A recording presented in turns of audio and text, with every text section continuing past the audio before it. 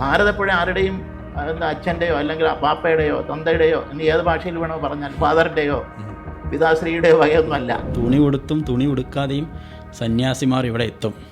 അതാണ് പുള്ളിയുടെ വേറെ ഡയലോഗ്. അത് തടയാമെന്ന് ആരെങ്കിലും കരുതുന്നുണ്ടെങ്കിൽ ഒന്ന് ശ്രമിച്ചു നോക്ക്. അപ്പോൾ ഹിന്ദുവിൻ്റെ ശക്തി നിങ്ങൾക്ക് മനസ്സിലാവുന്നു. ഇത് തടയാൻ വേണ്ടി ഏതെങ്കിലും മലപ്പുറത്താണ് നടക്കുന്നത്. അപ്പോൾ ആരെങ്കിലുമൊക്കെ ഇത് തടയാൻ വേണ്ടി വരും.